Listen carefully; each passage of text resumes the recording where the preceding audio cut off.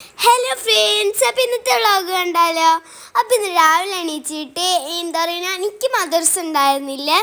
എൻ്റെ അനിയത്തിക്കാട്ടോ മദ്രസ ഉണ്ടായിരുന്നു. അവൾക്ക് എക്സാമാണ്, അങ്ങോട്ടാട്ടോ അവൾ മദ്രസയ്ക്ക് പോയത്. അവൾക്ക് പല്ലുവേദന ഉണ്ടായിരുന്നു, എന്നാലും അവൾ പോയിട്ടുണ്ടായിരുന്നു കേട്ടോ.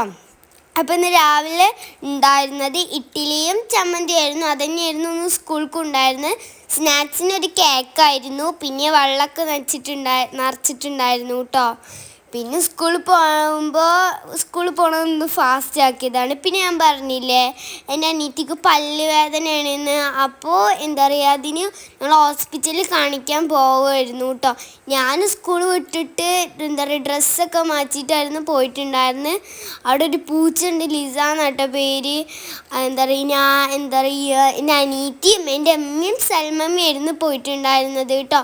പിന്നെ എൻ്റെ ജംഷിദാത്താക്ക് എന്താ പറയുക ചെമ്മീൻ കഴിക്കണമെന്ന് നല്ല ആഗ്രഹം. അപ്പോൾ എന്താ പറയുക സൽമമ്മ കടയിൽ കയറിയിട്ട് ചെമ്മീൻ മേടിച്ചിട്ടുണ്ടായിരുന്നു കേട്ടോ.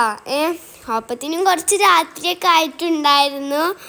പിന്നെ എന്താ പറയുക ഞങ്ങൾ വീട്ടിലേക്ക് പോയിട്ടുണ്ടായിരുന്നു. വീട്ടിലെത്തിയിട്ട് ഞങ്ങൾ പാലായിരുന്നു കുടിച്ചിട്ടുണ്ടായിരുന്നത് കേട്ടോ.